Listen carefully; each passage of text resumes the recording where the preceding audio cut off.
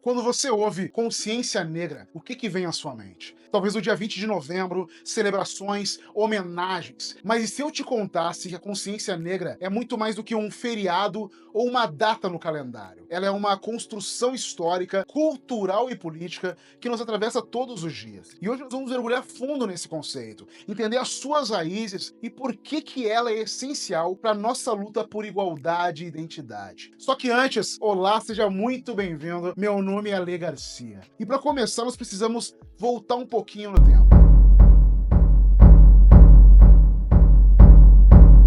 O Dia da Consciência Negra no Brasil foi instituído para homenagear Zumbi dos Palmares, um dos maiores símbolos da resistência negra. O Zumbi foi um líder quilombola brasileiro, reconhecido pela sua resistência à escravidão e a liderança no Quilombo dos Palmares, o maior quilombo do período colonial brasileiro. Ele foi nascido livre na Serra da Barriga, região que hoje corresponde ao estado de Alagoas. E o Zumbi ele foi capturado ainda criança por forças portuguesas e entregue ao padre Antônio Melo, que o batizou como Francisco e o educou na fé católica, lhe ensinando português e latim. Só que aos 15 anos, o Zumbi fugiu, retornou ao Quilombo, onde ele se destacou pelas suas habilidades militares, liderando o Quilombo dos Palmares, essa comunidade autônoma formada por pessoas escravizadas que fugiram do sistema opressor. Ele foi morto em 20 de novembro de 1695, e essa data se tornou um marco na luta pela liberdade. Só que o que poucas pessoas sabem é que o conceito de consciência negra vai além do Zumbi. Ele começa a se consolidar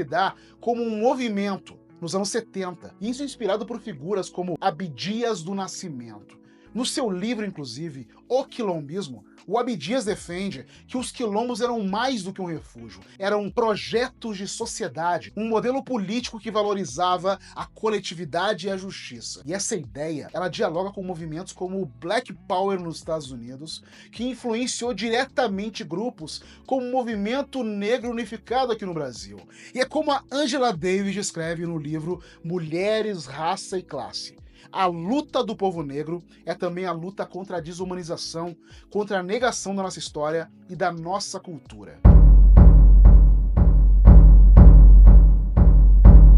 Mas afinal, o que significa ter consciência negra? É entender que o racismo não é apenas um ato individual, mas ele é um sistema. Como a Bell Hooks nos lembra no livro E Eu Não Sou Uma Mulher, a resistência é o ato de se lembrar. Quando nos reconectamos com nossas histórias e tradições, a gente está resistindo a um sistema que tenta nos silenciar. E aqui é muito importante falar de um cara chamado Oliveira Silveira, o poeta gaúcho que propôs a criação do Dia da Consciência Negra. Ele fazia parte do grupo Palmares, que nos anos 70 sugeriu o 20 de novembro como alternativa ao 13 de maio, Dia da Abolição. Para Silveira, o 13 de maio simbolizava uma falsa libertação, marcada por um projeto que abandonou os negros à própria sorte. Já o 20 de novembro representava a resistência e protagonismo. Nas suas palavras, a data era uma maneira de resgatar a autoestima do povo negro e destacar nossa luta por liberdade, que começou antes da abolição e segue até hoje. E essa visão faz de Oliveira Silveira um dos maiores responsáveis por conectar a consciência negra à construção de uma identidade coletiva. Essa resistência, ela constrói uma identidade coletiva. O Stuart Hall, no livro Da Diáspora, Identidades e Mediações Culturais, ele argumenta que a identidade negra, ela é moldada pela diáspora africana, mas também pelas nossas experiências locais. No Brasil, isso significa olhar para a capoeira, para o samba, para as religiões de matriz africana e entender que essas práticas, todas elas, são atos de afirmação. O Achille Mbembe, em Crítica da Razão Negra, também nos alerta. Ele diz: a negritude é, acima de tudo, uma reinvenção da humanidade a partir da experiência do sofrimento e da luta. Essa consciência ela não exclui ninguém. Pelo contrário, ela nos chama a reescrever narrativas e tomar as rédeas do que significa ser negro num país como o Brasil.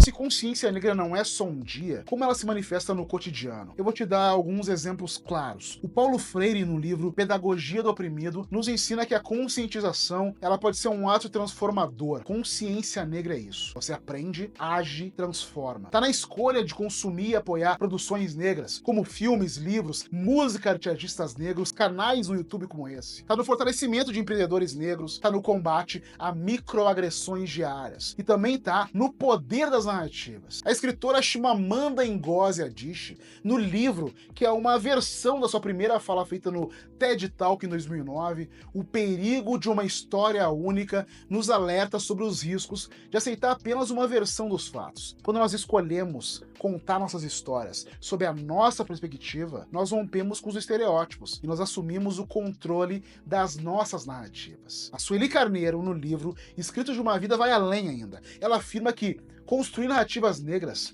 é uma forma de nos mantermos vivos e de garantir que nossos futuros sejam mais justos e representativos.